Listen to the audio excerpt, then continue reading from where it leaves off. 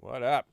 All right, so here is a video on, I guess you could call it pre-mixing drums. So what we've got here is edited drums, recorded, scratch bass, guitar, and vocals. We're not touching this stuff today. We're just talking about drums. So we've got them recorded and comped. We did pretty much all of that the day of, decided that the takes were good.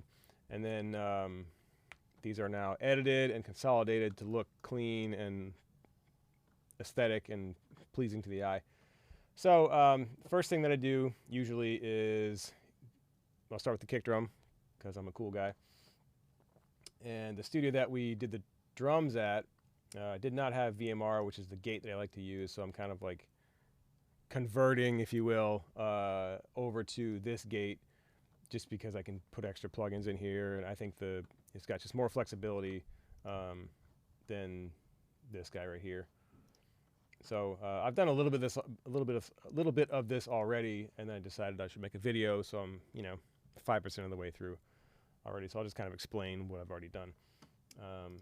Just go through basically track by track and make sure it's gain staged right and it's balanced together, and what needs to get replaced with samples, and what's worth using and all that stuff. So here we go. Here's the inside kick. Pretty decent. He's a good player who knows how to tune his drums, so that's a huge part of the battle already right there. So a little bit of gate, a lot of more top end. Probably will get compressed and mixed, but I'm not ready for that just yet. So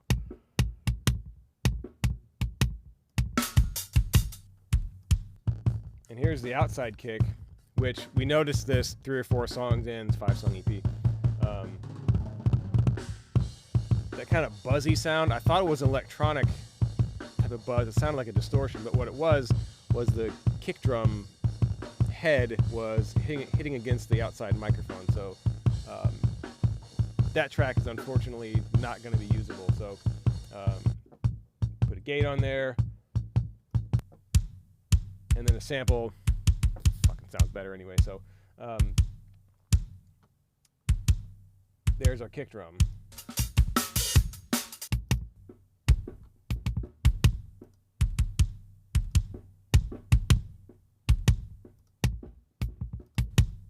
The kick in doesn't really sound great by itself, obviously, but it gives kind of a hardness and a transient attack to the outside kick, which sounds pretty sampley by itself. So it's cool to be able to use the real drums if you can, just because it does add that realism, and it's not so, my first drum sample kind of sound. So it looks like I got about to the snare drum gate before I stopped. Let me get caught up in this.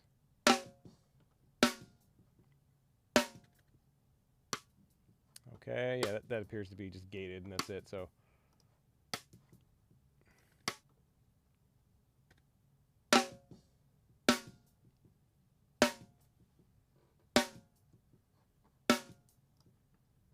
pretty good sounding drum. See if we can't add a little bit of body to this thing.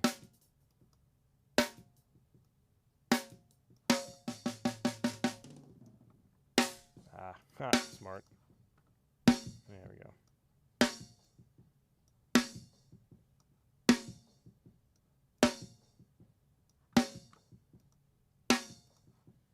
I'm just working this gate here.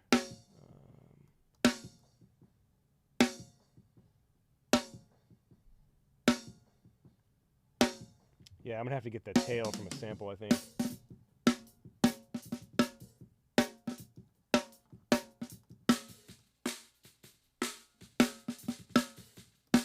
Copy that.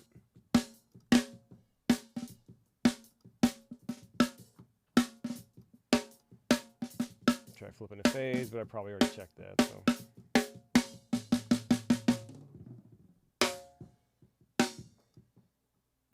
Yeah, more low in there.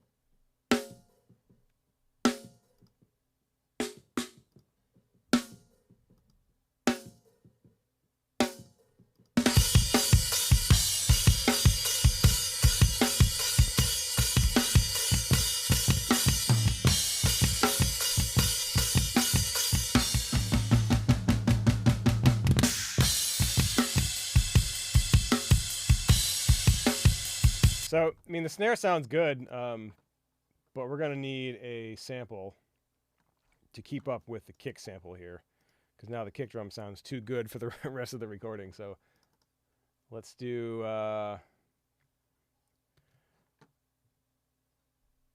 two of these. Probably, well, let's do three. I'm going to have a trigger room, and then a one shot.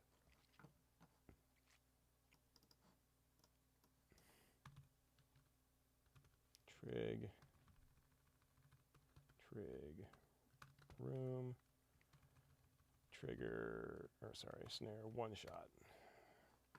So then we route the room to the rooms. One shot's probably going to have some room in it, but what are you going to do? We'll put, let's see,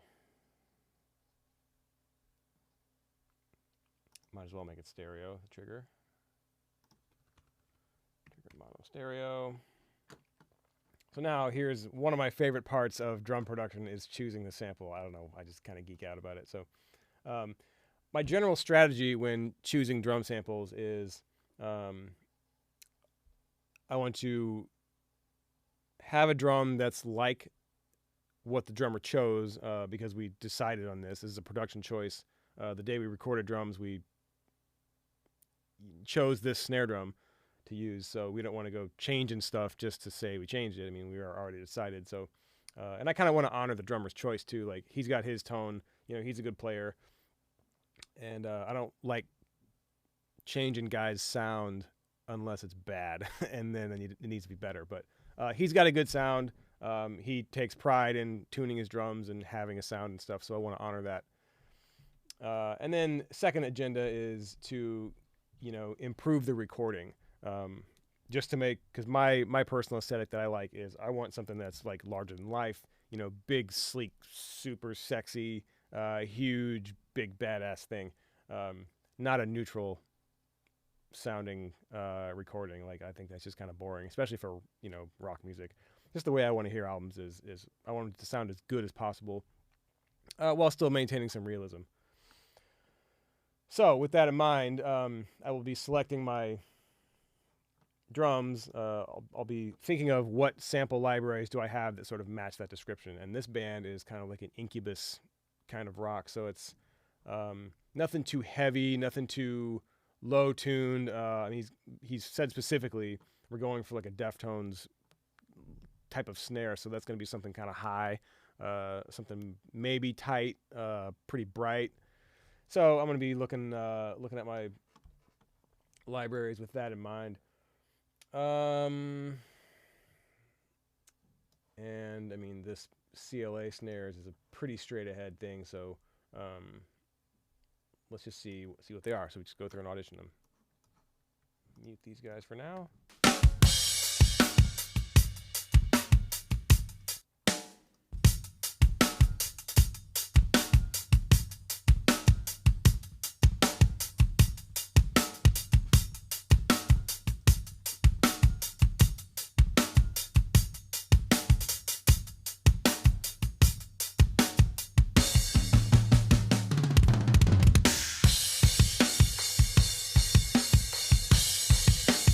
That's pretty good out of the gate. That's just the first one.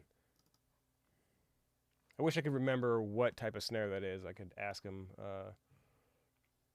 what the material is so we can match it, but it kind of doesn't really matter at this point. Got more ring in that one, obviously.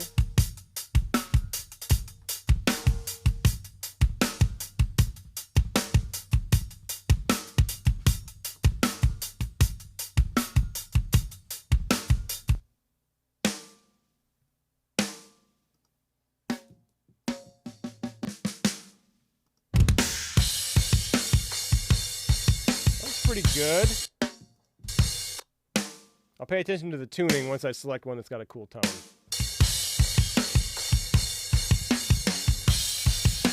No.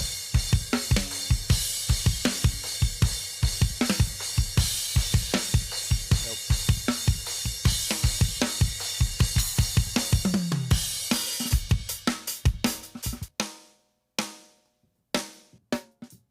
That one's pretty damn close.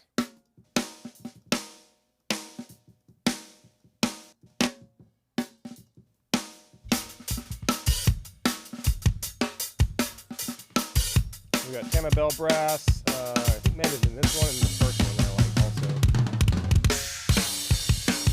No, too low.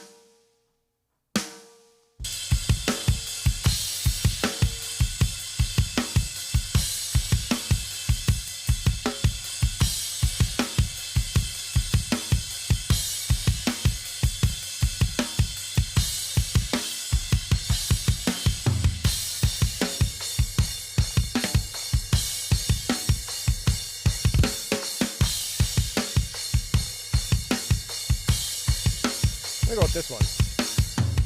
Okay, so then we'll go to, because I'm making a close and a room, I'll mute the rooms here. And I'll decide if I use the overhead in the room or the close.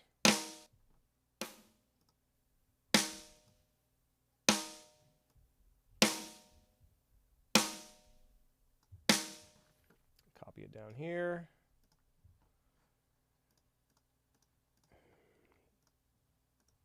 Turn those on.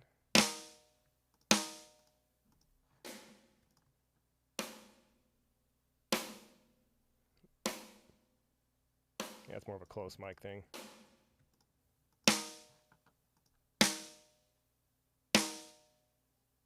Whoops, wrong one.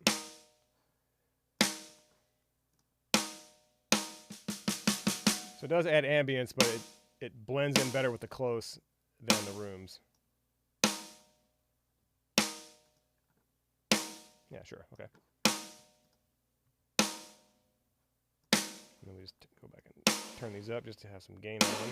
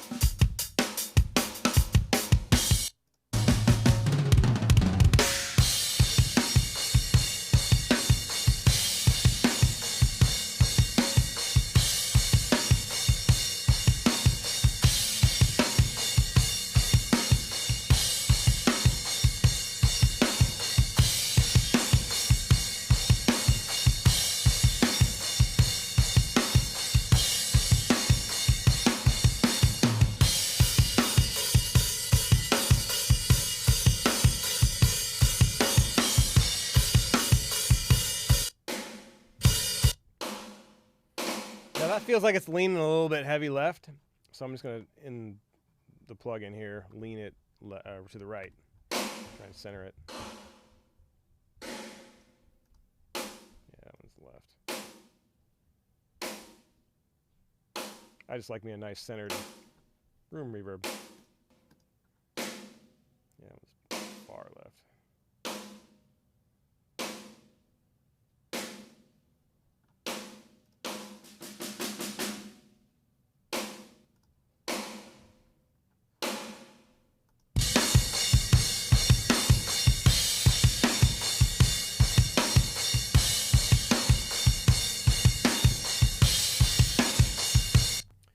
So now, with the one shot, what I'm looking for out of the one shot well, for starters, what I'm looking for out of the trigger and the trigger room is just to reinforce the natural recording, and like I said, just make it a better version of what it already is.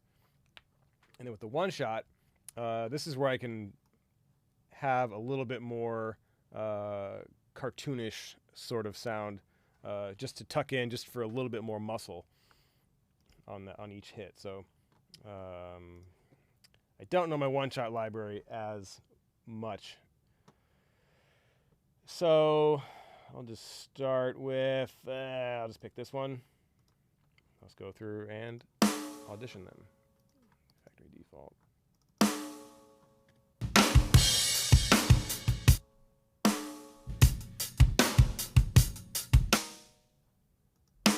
Oh yeah, the tuning. I want to make sure the tuning is in line with it.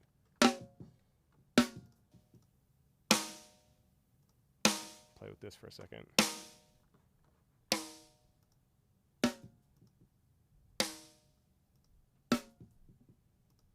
Sounds like it's low.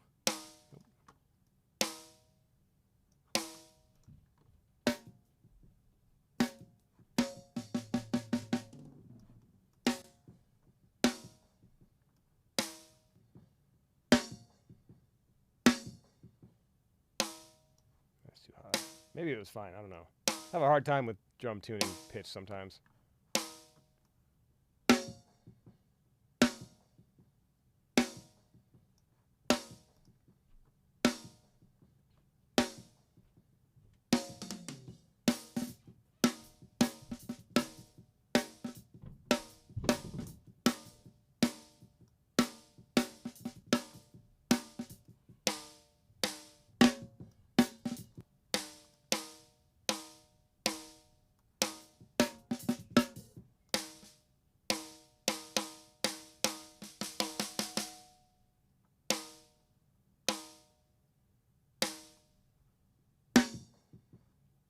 I'll just leave it where it was.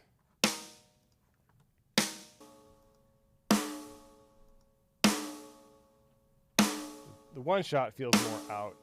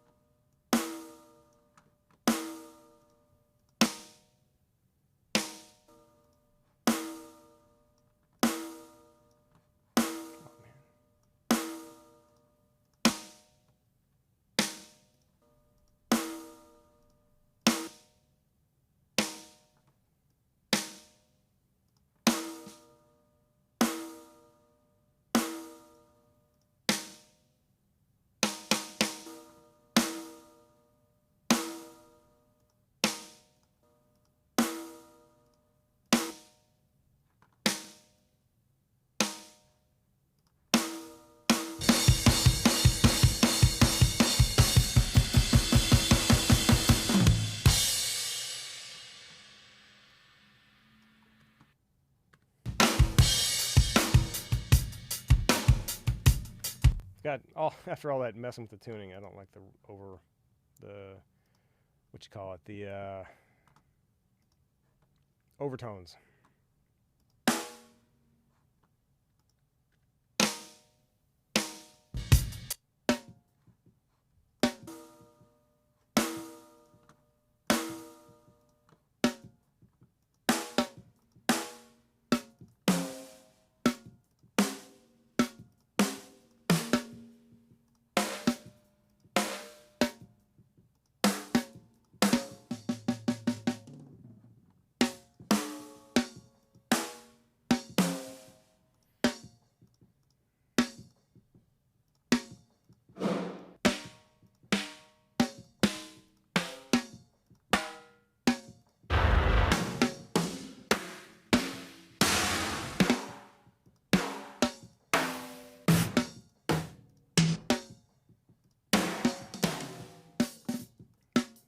cartoony for this project.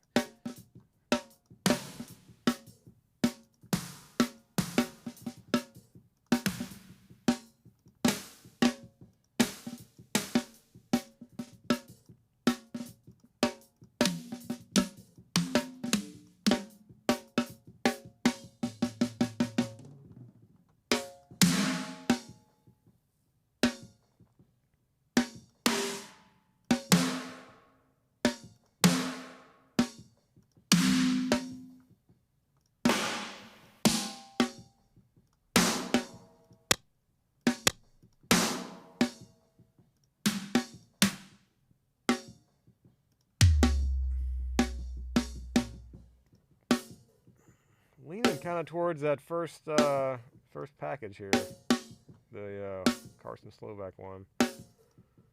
That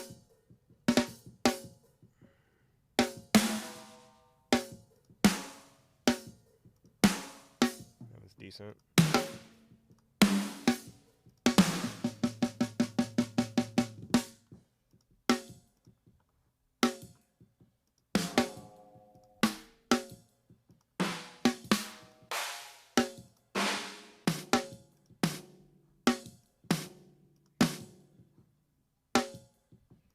Yeah, these are all a little bit too cartoony. I like the more natural first one.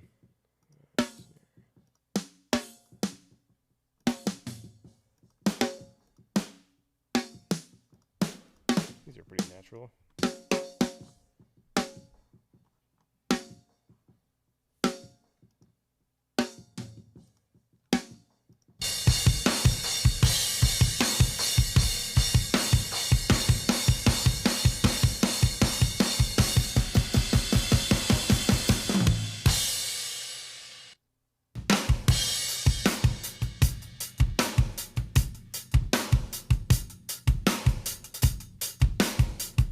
A little bit of depth in that one. That one's all right.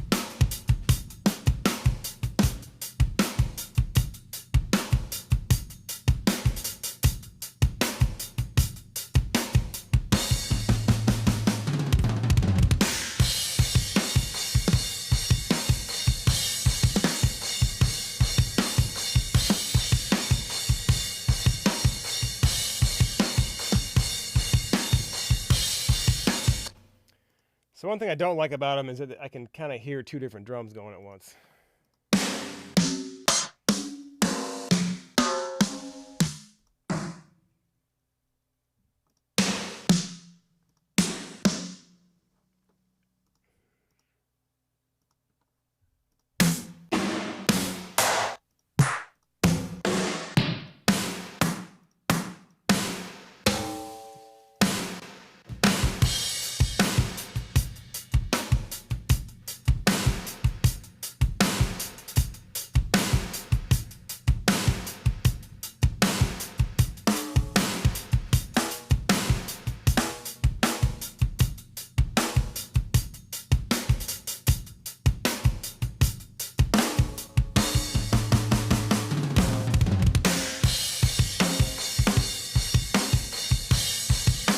So I don't want something with a lot of overtones. I just kind of decided that just now.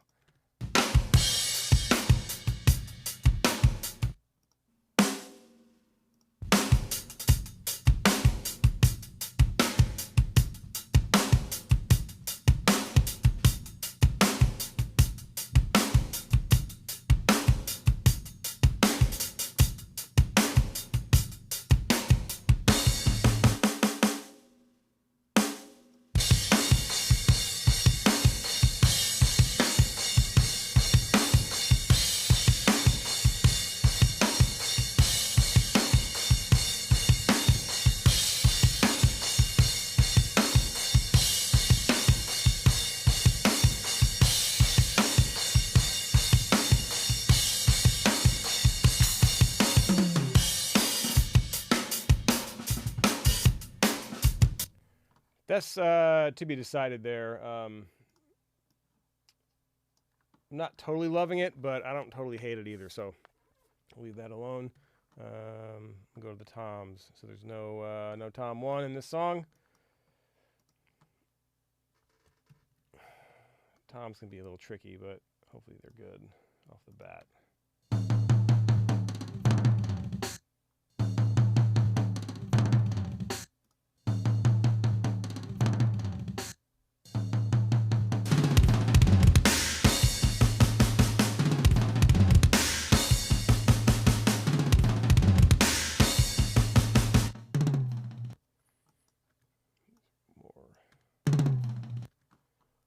Let's just, I don't know if I want to really replace these.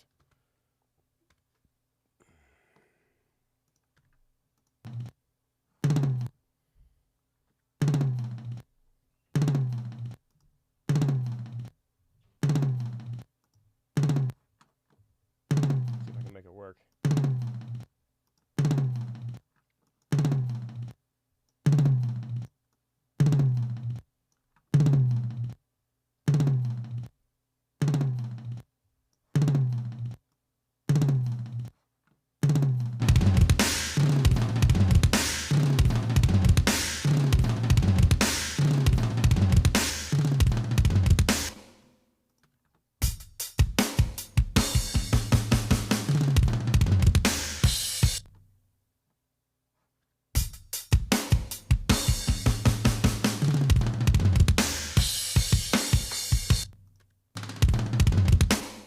I'm getting a lot of toms, probably from the overheads, I guess.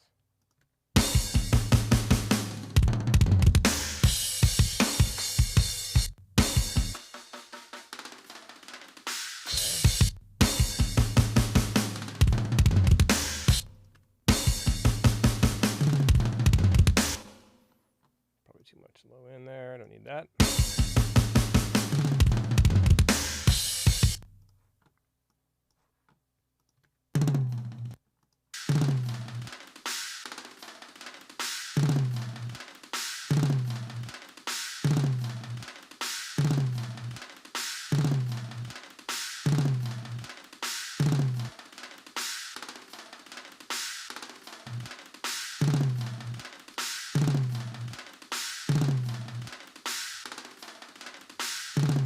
So right now I'm listening for the panning to match the close mics, lining up the panning in the stereo field with the overheads.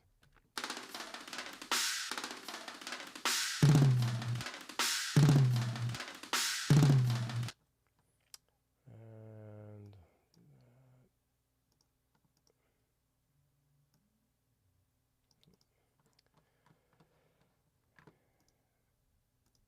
so I'm leaning towards using the real toms in this. That might come to bite me later.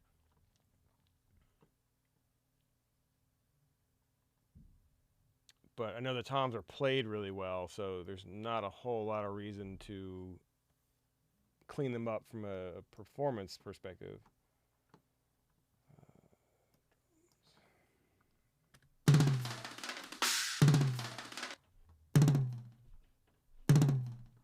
Okay. So let's just try this across all these toms. Same gate, same EQ across all of them. This may not be the move, but sometimes you got to do stuff that's a little outside the process. Normally, I will just replace the toms and get on with my life, but with really good players, I kind of try to honor their performance and keep it natural because they seem to care, you know.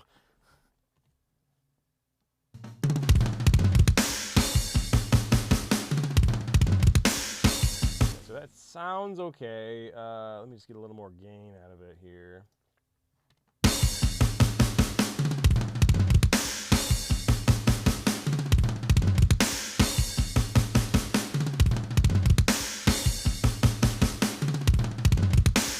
Now, where should I get that from is the question.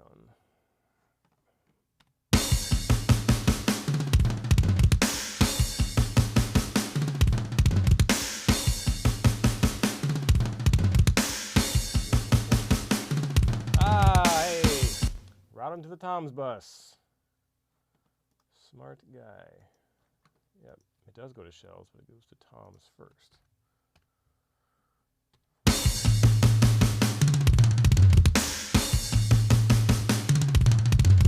Now there's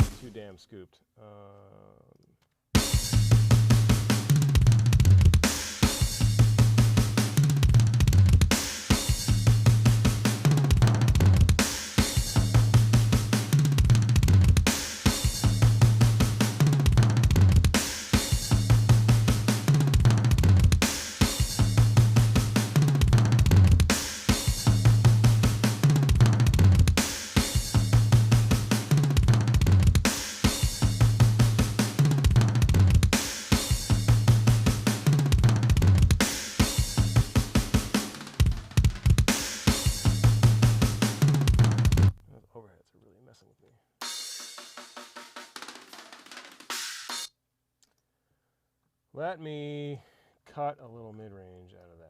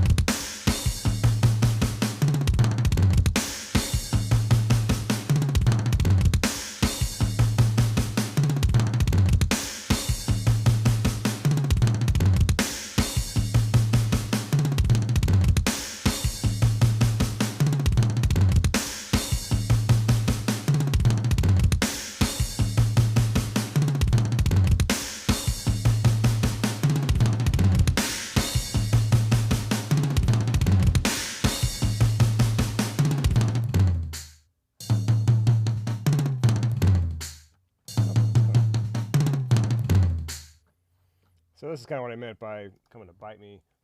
Hearing some kind of popping. It's probably from the gates, would be my guess. Yeah. So normally, I'm pretty loosey-goosey with the fades and stuff because I'm used to just sampling and triggering the toms. But when you use the reel like this, you kind of got to pay attention to the fades.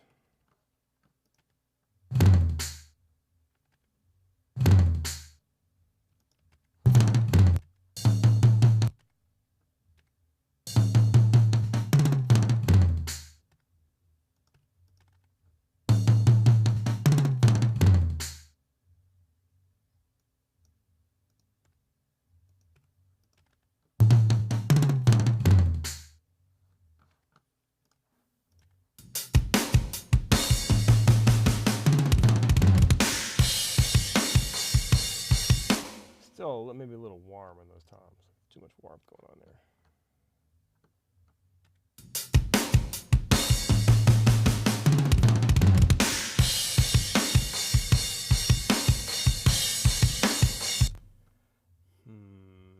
Where should I do that?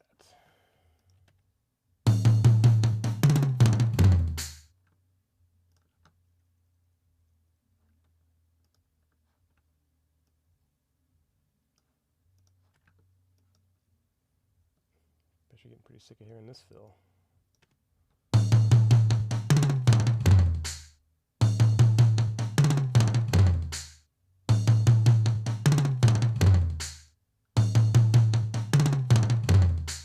A little crunching going on there. Where's that from?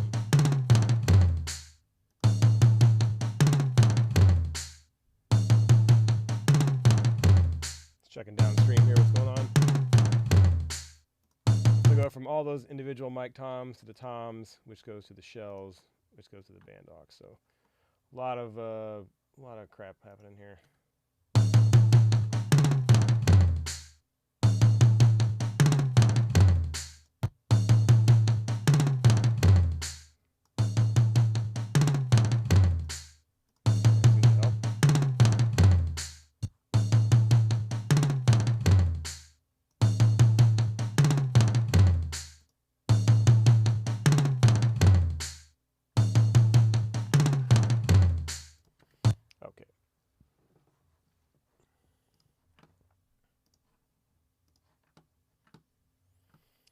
Now I guess what I got to do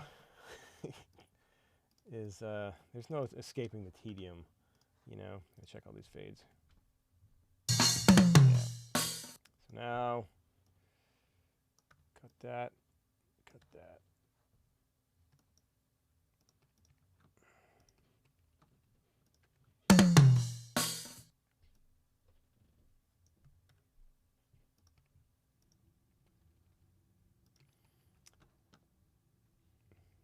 I guess I could, whoops, that's a hi-hat.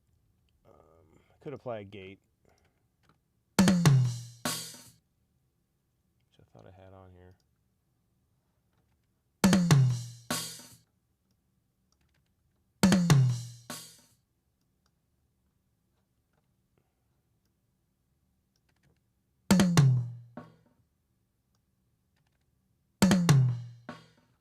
That's going to be helpful.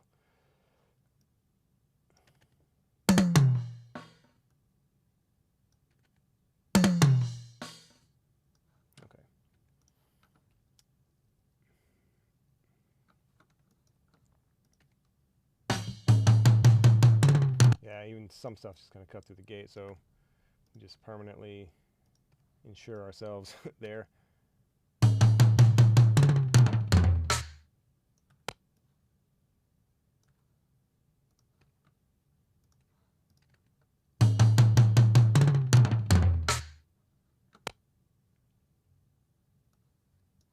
Nice long fade. So usually I'll do I'll kind of help the sustain of the drum with this long fade, and then cut out anything that might be jumping up and getting out of the gate. Okay, and that guy's gonna get cut there. Same thing, long fade for sustain, cutting out the snare hit. Okay.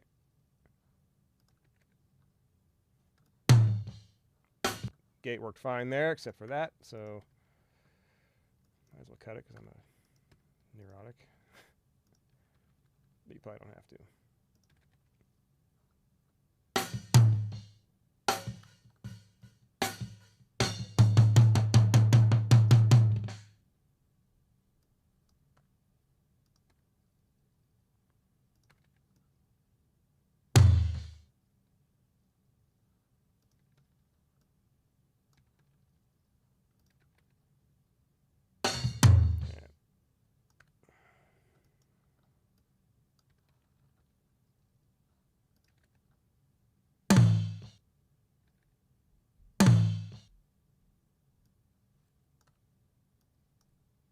Get as much sustain out of that as we can.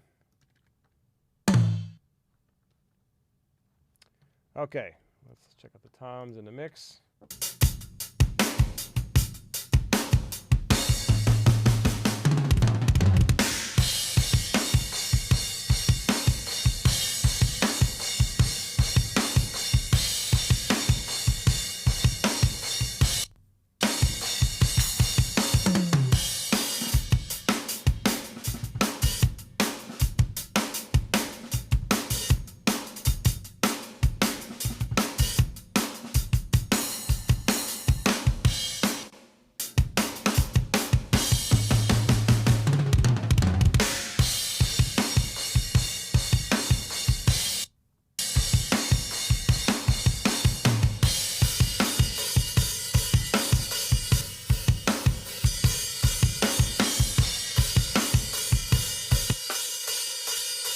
That's pretty loud, huh?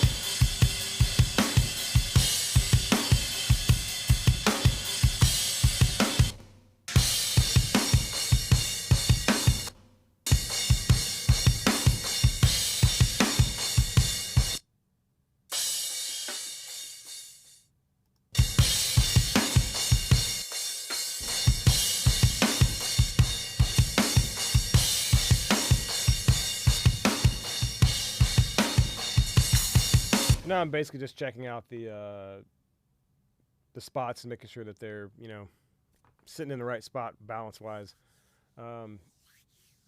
Because I recorded this at a studio that I don't really mix at, so I, you know, couldn't really tell as well as I can here.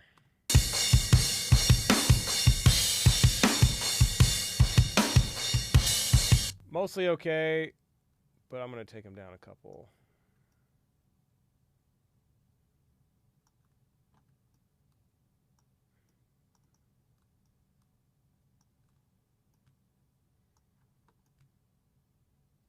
See how that feels.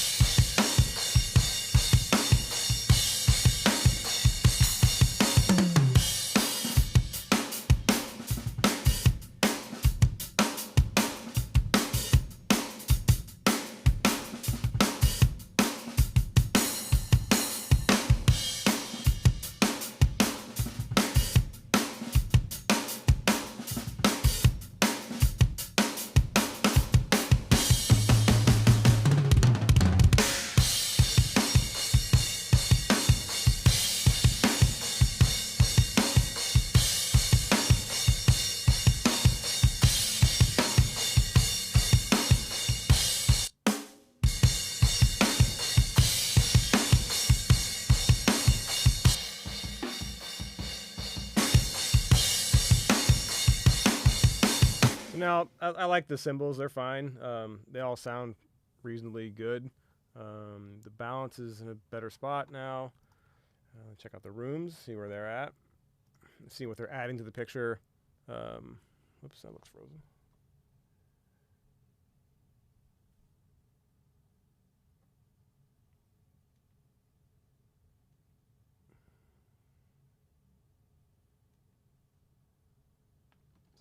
Fix this camera real quick.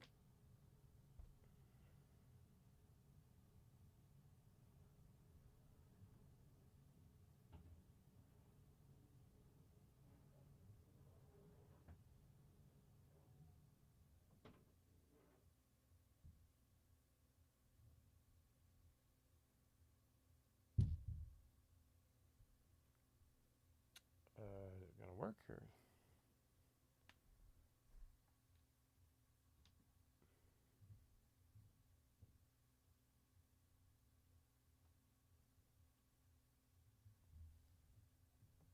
Okay, there I am.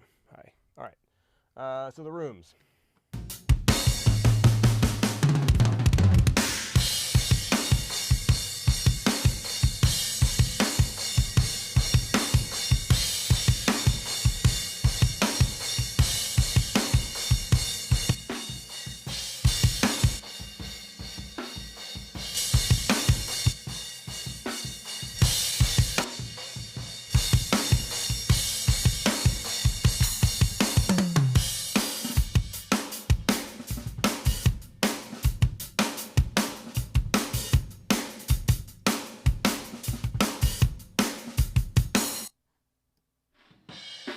Special effects thing there.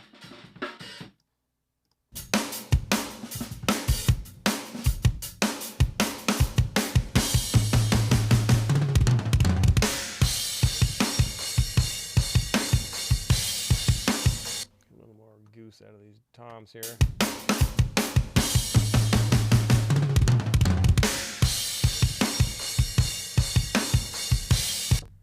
All right, that feels reasonable to me. Let me get rid of all this plugins I'm not using, just to keep everything clean. These guys are still gates, I think. I'm not sure if they're even doing anything.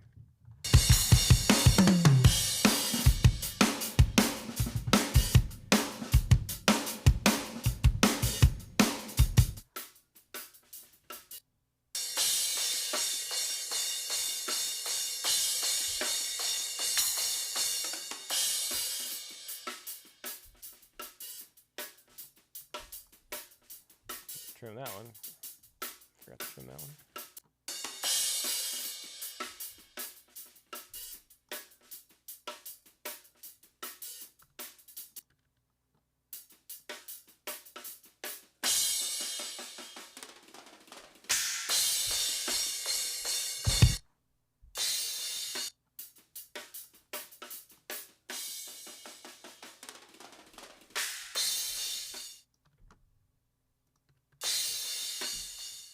So I'll just take a second to explain these close mics and kind of what I'm going for here. So you'll notice whenever I mute the spots that the detail and closeness of the cymbals goes away. So that's really all I'm going for. So I'm filling in, imagine if you were dropping like a sample onto the grid here where, you know, of each hit whenever it happened. That's kind of what I'm going for. So like that's why you see these fades here.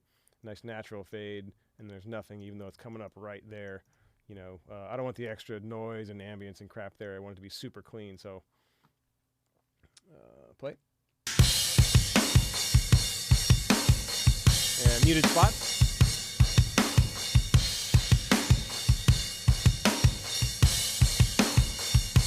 It's kind of like punching up the overheads with in the same way that we punch up the shells with samples, except they're, you know, the actual performance of a real recording. So you get, you know, the detail, and it's different every time, unlike a sample. We're not going to drop samples of cymbals over top of overheads anyways, generally speaking, unless we're talking about some production effect or something like that. But yeah, these are all pretty good here. So.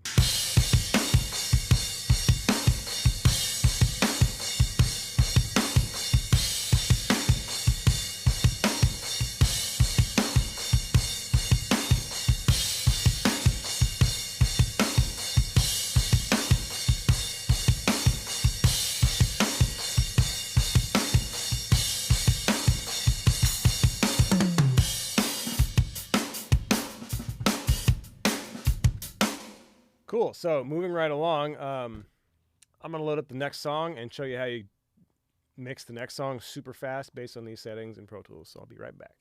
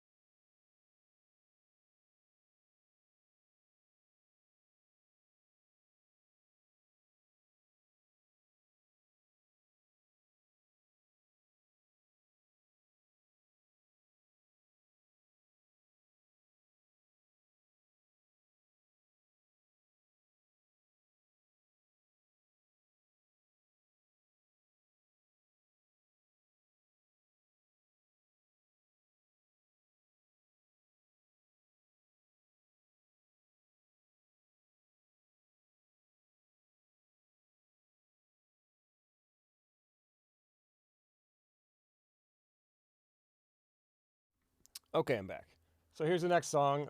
First thing we do is we save as drum O1 drum edit, O2 drum. I forgot what to call the other one, but drum samples maybe.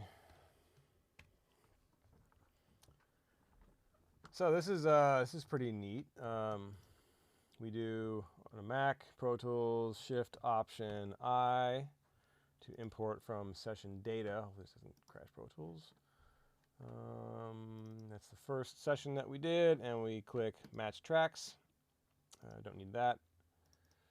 Do new tracks there.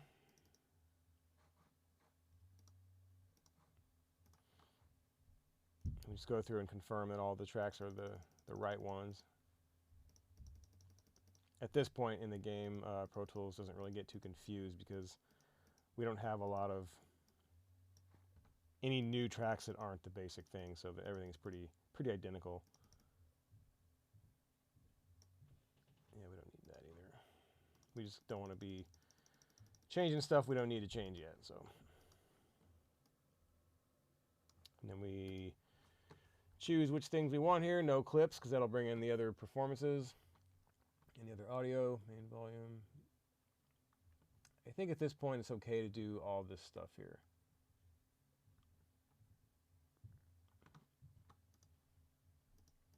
Except for maybe the bass, because we haven't touched any of that stuff, bass, guitars, and vocals. So, okay. Yep, and here we go. That's going to change. It's going to copy all the routing and all the plugins, all the panning, all the volume, all that stuff is going to be now hopefully the same as it was. Let's check out the samples and stuff, make sure that they're all okay.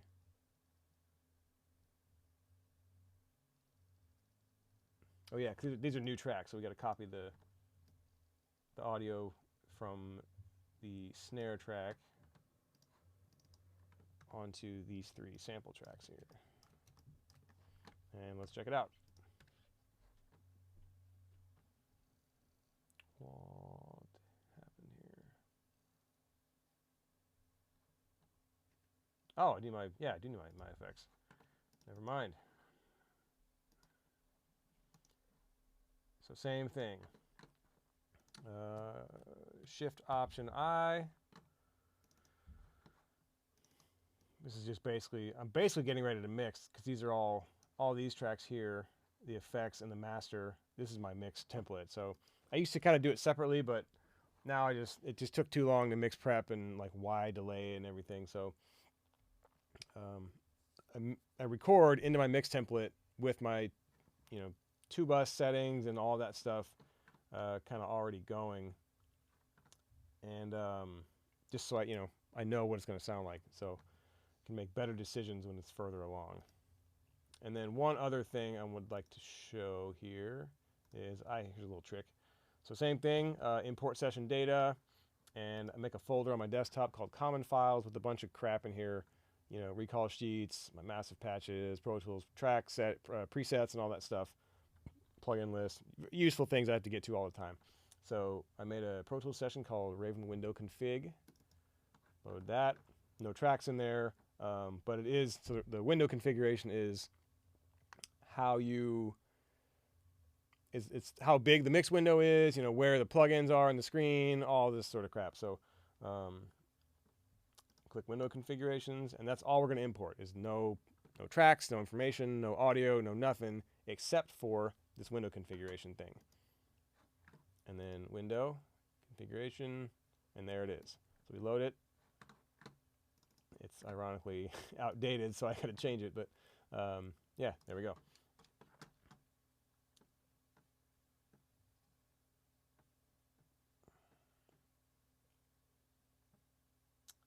And so put my meter up there.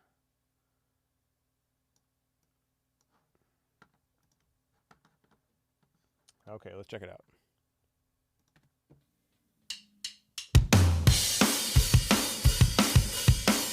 Yeah, pretty good.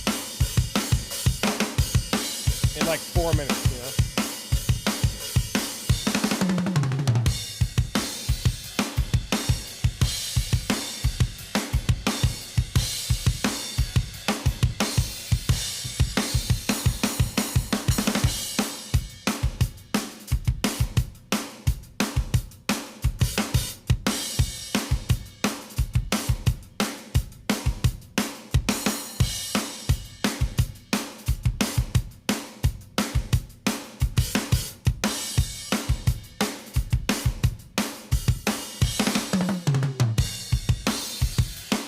Yeah, I trust this is all going to be fine. I'm going to go listen to it anyways. But for the purposes of this video, we don't have to sit here and listen to the whole thing. But basically, you import the settings to every song. There is a slow piano ballad on this album, so I'll choose a different sample for that song. In fact, we can just do that now. So the point is, we import session data for every song. You check it down, make sure that the samples are all firing properly. There's no weird clicks or pops or anything like that. Just make sure that it sounds like a finished drum track that's mostly mixed. You could put it out as a mix and it'd be fine. Like, that's the kind of level that we're shooting for at this point in the game. And then once we get to actual mix, then, obviously things will change a little bit and shift around, but hopefully not that much. So we should be shooting for like maybe an 80 to 90% finished product drum-wise at this point in the process. So I will load the piano ballad and be right back.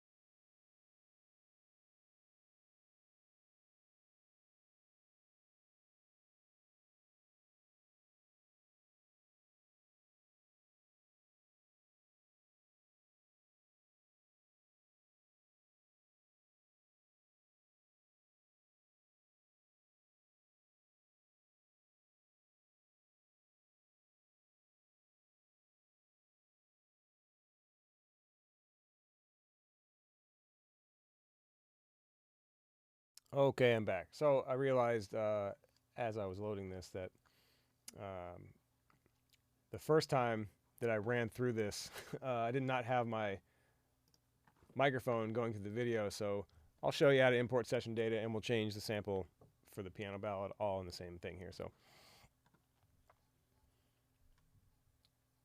So Pro Tools on a Mac, Shift Option I.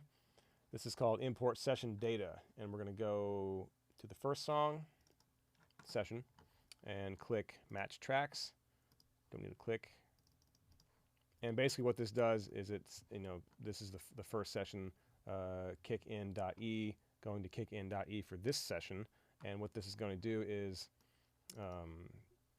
it'll load all the plugin settings, all the panning, all the volume, all the routing, everything that we did in about an hour or 45 minutes or so for the first song, and do it in this song in about 2 minutes. So just copies all the settings basically. So we want to go through here and confirm that this track lines up with this track, and that we're not importing kick to snare and stuff like that. Pro Tools is generally smarter than that, but sometimes it'll do some weird stuff, and you just want to confirm that it's all right. So and then that we're not doing tracks we don't want, and that we are getting all the tracks we do want. So these would be new tracks because they're not in the other session. There's no audio to copy from, rather.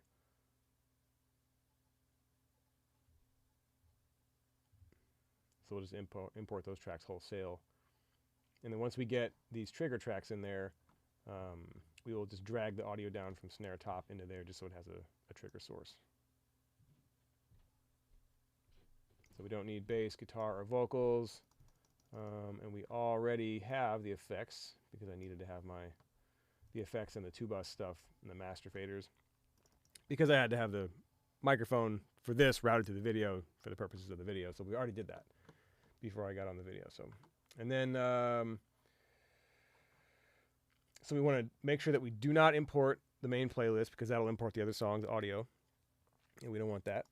We just want everything else basically. So that's main volume, main panning, mute, output, etc. All this stuff. We want it to be the same as the other song.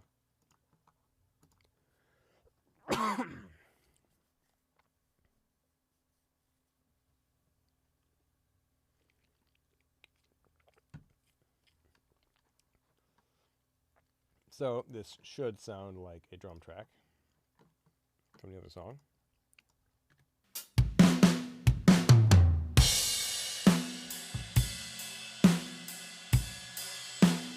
So one thing about this, like I said, this is a different type of a song, and so therefore we switched the snare drum, and so we got to basically go through the snare drum sample selection process again. So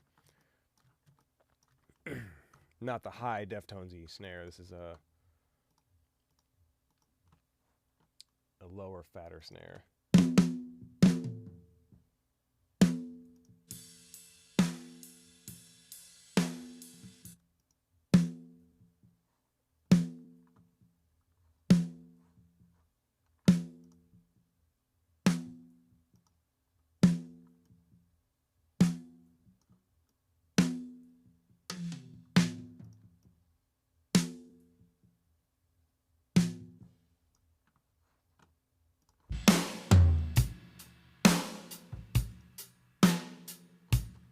So we'll go trigger here.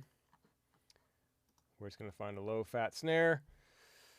Oh, I don't think I've explored this guy quite yet.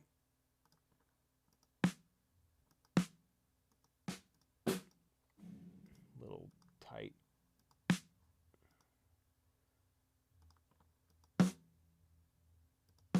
Maybe. Yeah, let's try that.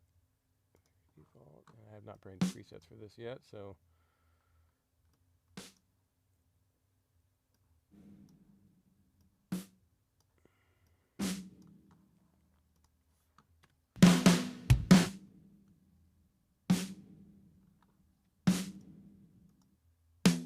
yeah, pretty good. Okay, let's do that. So now we balance out the sample itself.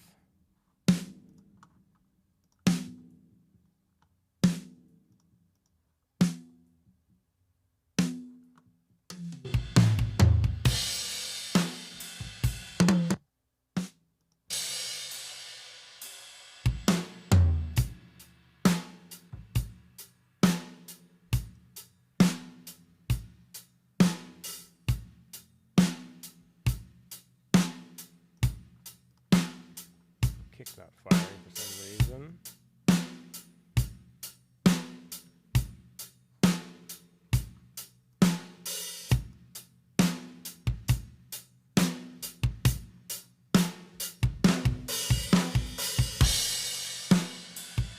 Oh, the gate's probably too strict on it. Yeah, okay.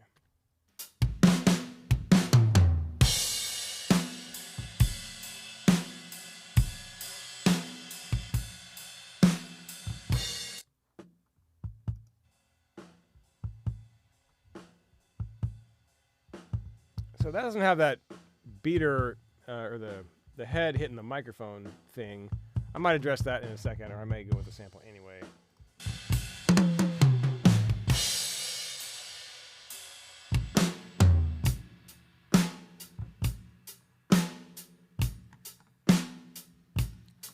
Definitely some sort of flamming going on there. I gotta get to the bottom of that, but we're on the snare drum for now, so let's stick with that.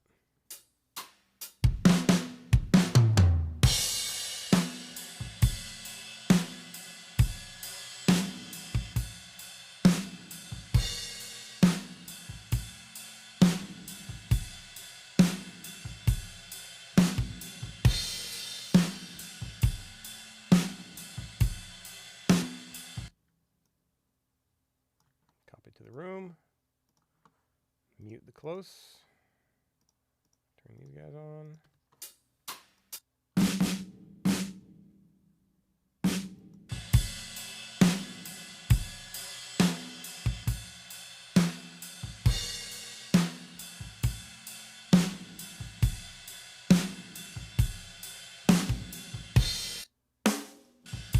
Okay. Find a nice, fat, lazy one shot. Maybe a Darren King or something would be cool for this. I thought I made presets for this stuff. Oh boy. Where are my presets?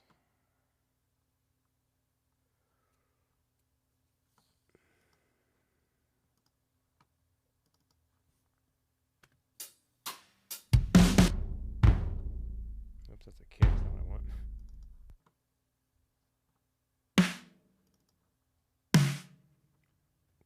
That's a good one.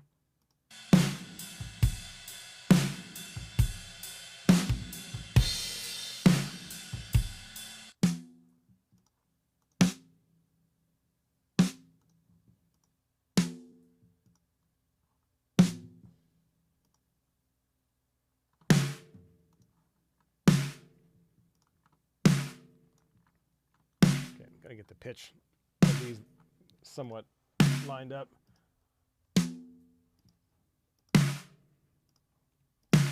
See what happens here.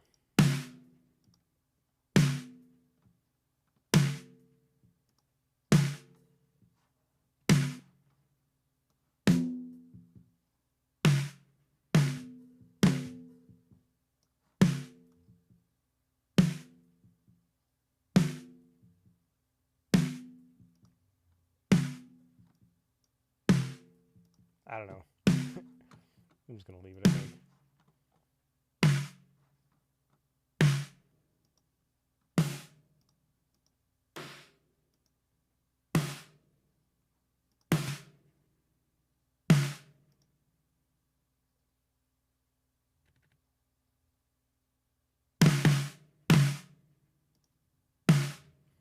I mean, sometimes I've made a one-shot room, but I don't think it's drastic enough that it would be worth doing.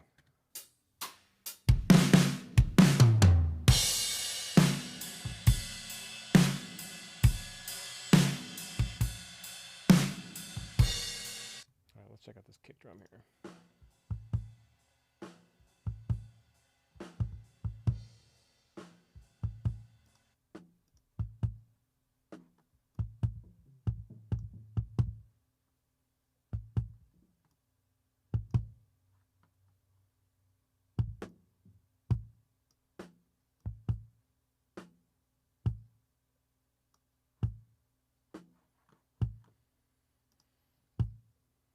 Just try adding a little bit of sexiness to it.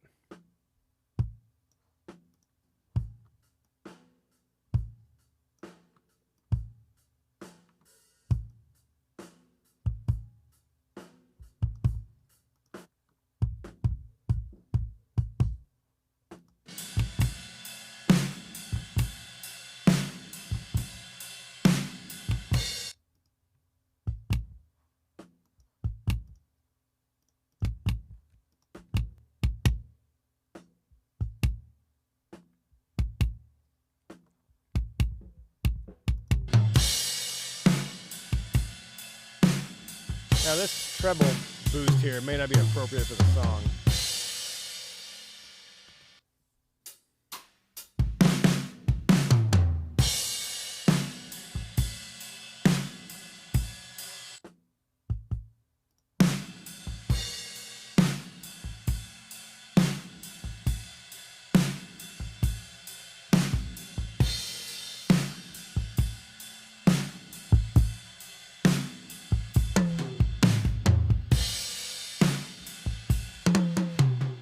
So what I'm going to do here is I'm going to audition a, whoops, let me just kick in here for more accurate transient. I'm going to make a kick trigger and then sort of compare the two. Maybe use them both, just see which one is better.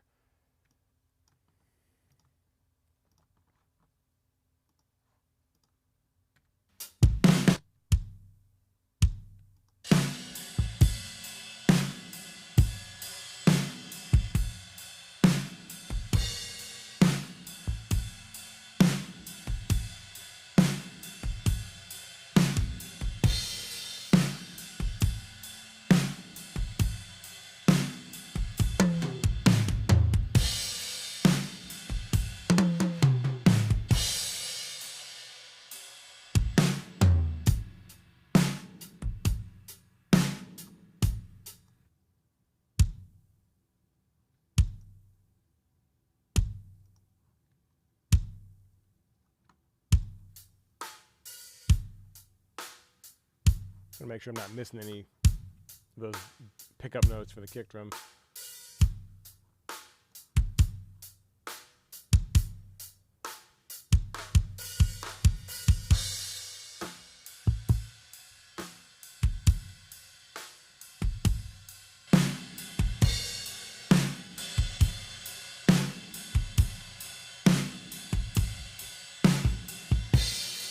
Yeah, I mean, sample just sounds better.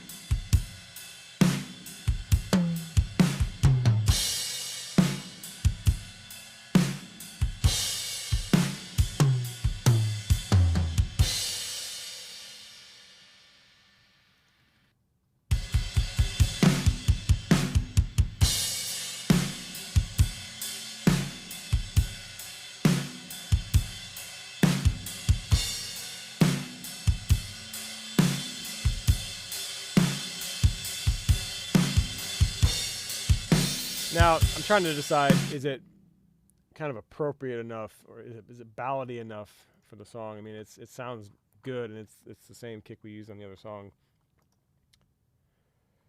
So I think I'm just going to leave it for now. I may decide to revisit that and change it for any reason. But for now, you know, we're shooting for that 80 to 90% of a drum track thing.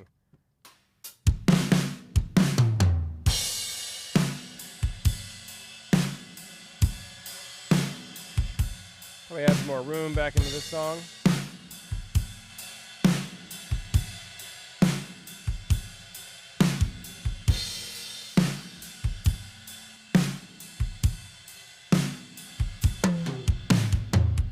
Or not.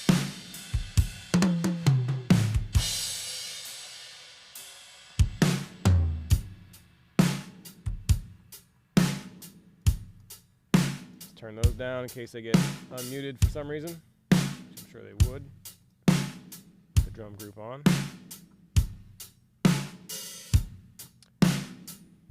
Cool. I'm going to call that big for this song. I'm going to say it's done.